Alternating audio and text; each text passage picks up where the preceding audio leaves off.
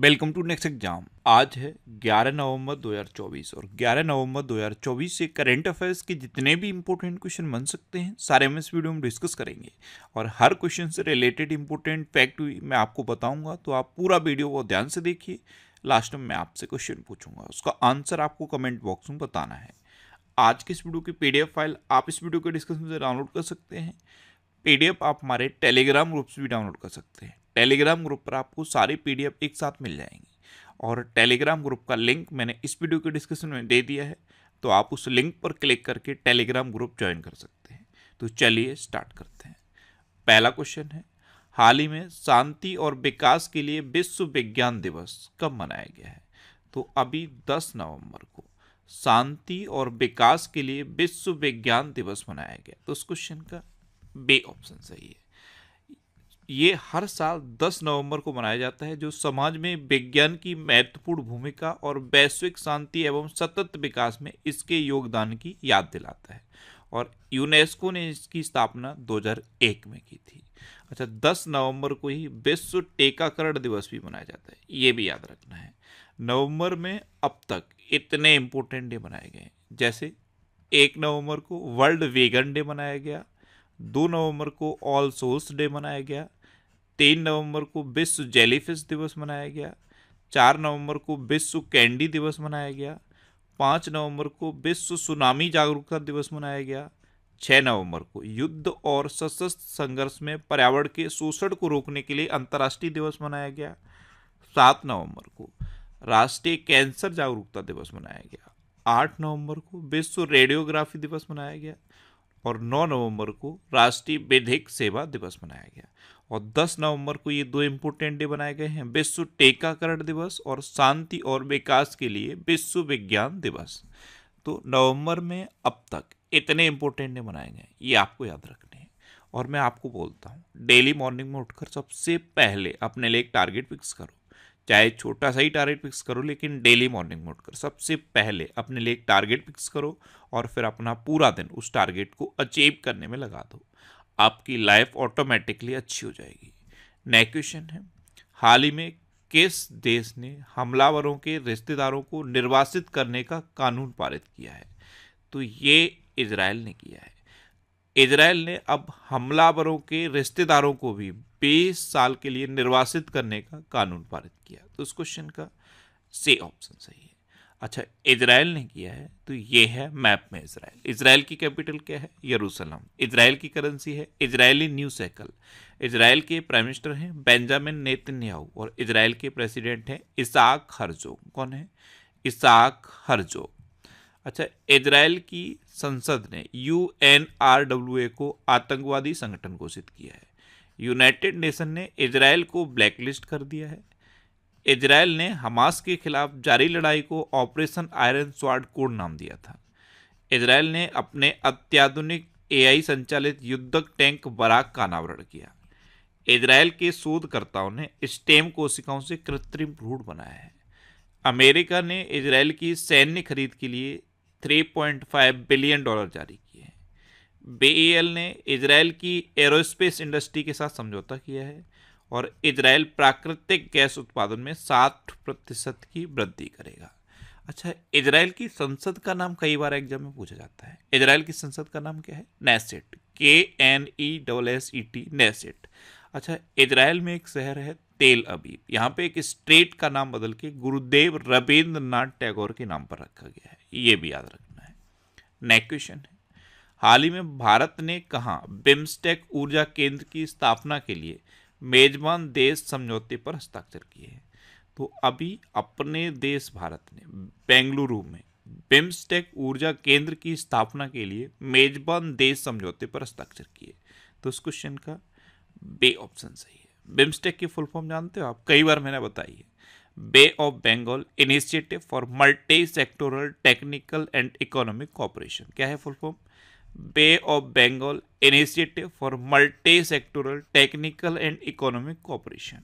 इसकी स्थापना हुई थी 6 जून 1997 को और इसकी चेयरमैनशिप अभी थाईलैंड के पास है। मार्च 2022 से अब तक इसकी चेयरमैनशिप थाईलैंड के पास है और इसका सेक्रेटरी जनरल है अपना इंडिया।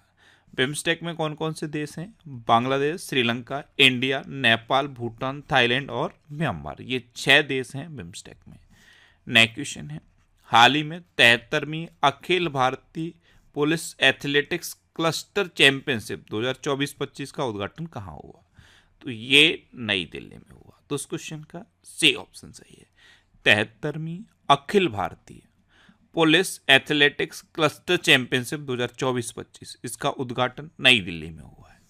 नेक्स्ट क्वेश्चन है, हाल ही में जारी विश्व बौद्धिक संपदा संकेतक रिपोर्ट 2024 में भारत कौन से स्थान पर रहा? तो इसमें भारत 6ठे स्थान पर रहा है। तो उस क्वेश्चन का बी ऑप्शन सही है। भारत में लगभग 35 लाख से ज़्यादा पेटेंट हुए हैं और इस आंकड़े की वजह से विश्व बौद्धिक संपदा संकेतक रिपोर्ट 2024 में अपना देश भारत 6ठे नंबर पर आया है।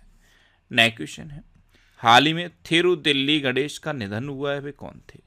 तो थिरुदिल्ली गणेश ये एक अभिनेता थे और अभी इनका निधन हो गया। तो इस क्वेश्चन का सी ऑप्शन सही है। ये थे थिरुदिल्ली गणेश, ये एक अभिनेता थे और अभी इनका निधन हुआ है। नेक्स्ट क्वेश्चन है, हाल ही में 2024 की तीसरी तिमाही में यूनिट वॉल्यूम्स के हिसाब से कौन सबसे बड़ा स्मार्टफोन बाजार बना? तो दूसरा सबसे बड़ा स्मार्टफोन बाजार अपना देश भारत बना, पहले नंबर पे चीन है। अगर आपसे पूछा जाए कि कौन सबसे बड़ा स्मार्टफोन बाजार बना, तो चीन। और कौन दूसरा सबसे बड़ा स्मार्टफोन बाजार बना, तो अपना देश भारत। तो इस क्वेश्चन का बी ऑप्शन सही है। अब भारत, तो ये है मैप में भारत, और भारत को अंतर्राष्ट्रीय सौर गठबंधन का अध्यक्ष चुना गया। भारत ने बांग्लादेश को हराकर SAFF अंडर-17 चैंपियनशिप का खिताब जीता है। भारत एथेनॉल का दुनिया का तीसरा सबसे बड़ा उत्पादक और उपभोक्ता बन गया है। भारत भ्रष्टाचार विरोधी गठबंधन के नेतृत्व में शामिल हुआ है। भारत नेपाल का सबसे बड़ा व्यापारिक साझेदार बना है। क्वाड शिखर सम्मेलन 2025 की मेजबानी अपना देश भारत करेगा। भारत जल्द ही अपना कार्बन बाजार शुरू करेगा। और भारत की हॉकी टीम ने 5वीं बार एशियन चैंपियंस ट्रॉफी का खिताब जीता है।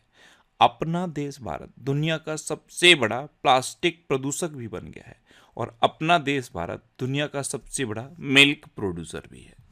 नेक्स्ट क्वेश्चन है, हाल ही में women's Asian hockey champions trophy 2024 कहाँ शुरू हुई है? तो ये बिहार के राजगीर में शुरू हुई। तो इस क्वेश्चन का सी ऑप्शन सही है।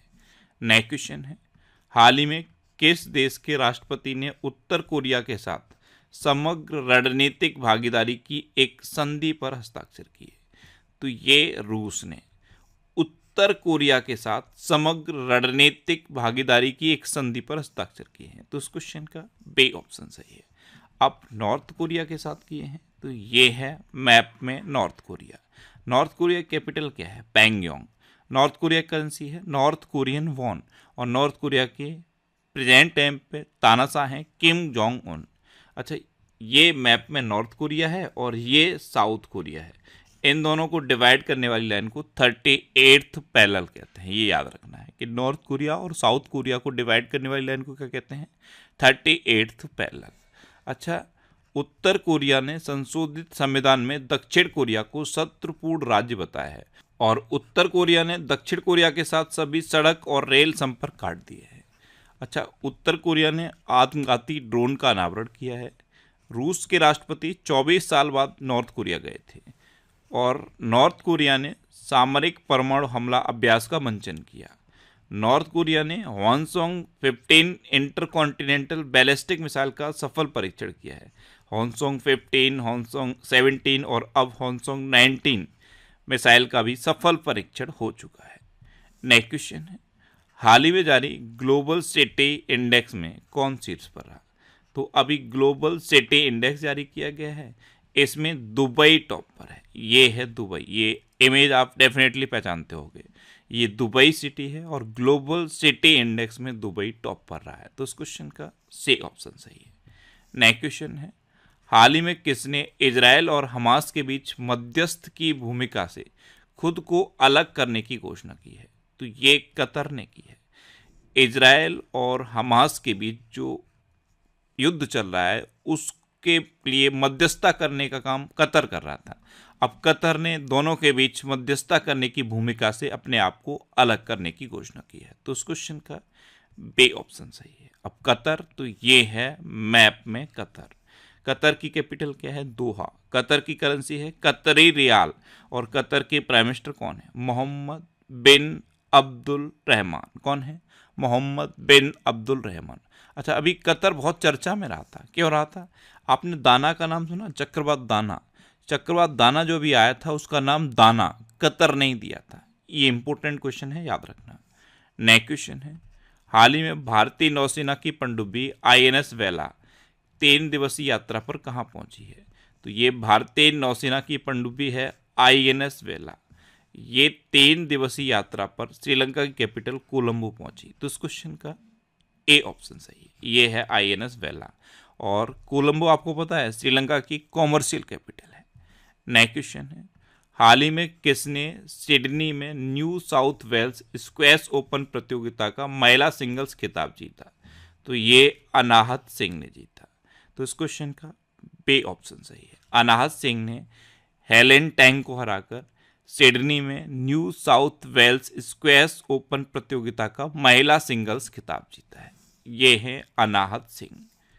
नेक्स्ट क्वेश्चन है, हाल ही में किस देश के deputy prime minister Denis Manturov Bharat की यात्रा पर आए हैं?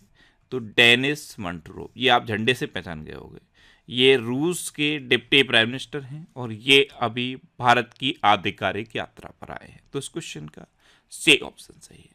अब रूस के डिप्टी प्राइम मिनिस्टर हैं, तो ये है मैप में रूस। रूस की कैपिटल क्या है? मॉस्को। रूस की करेंसी है रशियन रूबल और रूस के प्रेसिडेंट हैं व्लादिमीर पुतिन। कौन है? Vladimir Putin. अच्छा, प्रधानमंत्री नरेंद्र मोदी को रूस का सर्वोच्च नागरिक सम्मान the Order of Saint Andrews the Apostle प्रदान किया गया। रूस के उपग्रह के टूटने से इंटरनेशनल स्पेस स्टेशन और अंतरिक्ष यातायात को खतरा बढ़ा है। रूस भारत का शीर्ष तेल आपूर्तिकर्ता बना है। ब्रिक्स गेम्स 2024 का आयोजन रूस में किया गया। रूस के राष्ट्रपति 24 साल बाद नॉर्थ कोरिया गए थे। रूस तालिबान को आतंकवादी सूची से हटा देगा। और रूस के अंतरिक्ष यात्री ओलेग कोनोनेंको, इन्होंने 1000 से अधिक दिन अंतरिक्ष में बिताए हैं, जो अब तक का हाईएस्ट रिकॉर्ड है। अच्छा, रूस में उरल के पहाड़ हैं, लेक बैकाल है और माउंट एल्बरस है। नेक्स्ट क्वेश्चन है, हाल ही में पंडित राम नारायण का निधन हुआ है, वे कौन थे? तो ये एक प्रसिद्ध सारंगी वादक थे और अभी 96 ईयर की एज में इनका निधन हो गया। तो इस क्वेश्चन का बे ऑप्शन सही है। ये थे पंडित राम नारायण। ये एक प्रसिद्ध सारंगी वादक थे और अभी 96 ईयर की एज में इनका निधन हुआ है। अब लास्ट वीडियो क्वेश्चन का आंसर। लास्ट वीडियो में मैंने आपसे क्वेश्चन पूछा था कि हाल ही में जारी हेनले पासपोर्ट इंडेक्स 2024 में कौन शीर्ष पर रहा? तो सिंगापुर अभी हेनले पासपोर्ट इंडेक्स 2024 में टॉप पर रहा, यानी कि इस क्वेश्चन का बी ऑप्शन सही था और लगभग सभी स्टूडेंट ने इसका आंसर सही दिया। मोस्टली स्टूडेंट ने इसके बारे में डिटेल में लिखा। मैं आपको एक बार फिर बोलूँगा, क्वेश्चन के बारे में आपको जितना ज़्यादा से ज़्यादा पता हो आप लिखा करो, क्योंकि जो चीज़ें आप लिख देते हो फिर उन्हें आप कभी नहीं भूलते। इस तरह से आप डिटेल में आंसर लिखने की हैबिट बना लो, इससे आपको बहुत सारी चीज़ें आसानी से याद रहेंगी। अच्छा, ये जनवरी 2024 से जुलाई 2024 तक के करंट अफेयर्स का PDF है और अब मैंने जनवरी से लेकर अक्टूबर 2024 तक के करंट अफेयर्स का PDF भी बना दिया है। ये PDF भी आपको टेलीग्राम चैनल पे मिल जाएगा। तो टेलीग्राम पे आपको नेक्स्ट एग्जाम सर्च करके ये टेलीग्राम चैनल ज्वाइन कर लेना है। यहाँ पे आपको सारी इंपॉर्टेंट PDFs मिल जाएंगी। ये अक्टूबर के 4th वीक का वीकली करंट अफेयर्स का वीडियो है। अगर आपने इसे अभी तक नहीं देखा है तो इसे आप देखिए। आपको YouTube पर फैक्ट स्टडी सर्च करना है और फैक्ट स्टडी चैनल्स पर ये सारी वीकली वीडियोस आपको मिल जाएंगी। अब आपके लिए रिवीजन के क्वेश्चन। अभी भारत का पहला एनालॉग स्पेस मिशन लेह से लॉन्च किया गया। माया संधू को मोल्डोवा के राष्ट्रपति के रूप में चुना गया। अर्जुन वाजपेयी चीन में माउंट सेस्पांगमा पर चढ़ने वाले पहले भारतीय बन गए हैं। रश्मिका मंदाना को भारतीय साइबर अपराध समन्वय केंद्र का राष्ट्रीय ब्रांड एम्बेसडर बनाया गया। असम में कट्टी बिहू त्योहार मनाया गया। लद्दाख में पहले पोलो स्टेडियम का उद्घाटन किया गया। IAS अलका तिवारी को झारखंड का मुख्य सचिव नियुक्त किया गया। मेरा होचोंगबा महोत्सव ये मणिपुर में मनाया गया। हरियाणा सरकार ने किडनी रोगियों के लिए निःशुल्क डायलिसिस की घोषणा की है। जिम्बाब्वे ने T20 इंटरनेशनल में अब तक का हाईएस्ट रिकॉर्ड बनाया है 344 रन का। अच्छा, अभी एआई तैयारी सूचकांक 2023 जारी किया गया। ये एआई तैयारी सूचकांक 2023 है और इसे 2024 में जारी किया गया है। इसमें सिंगापुर टॉप पर रहा, डेनमार्क सेकंड नंबर पर रहा, अमेरिका यानी कि यूएसए थर्ड नंबर पर रहा और अपना भारत 72वें नंबर पर रहा। पुबुदुदास नायके को नेपाल की क्रिकेट टीम का मेंटर नियुक्त किया गया। भारत वियतनाम द्विपक्षीय सेना अभ्यास बिनवैक्स का 5वां संस्करण अंबाला में शुरू हुआ। अरुणाचल प्रदेश के पक्के बाग अभ्यारण्य में बटरफ्लाई पार्क का शुभारंभ हुआ।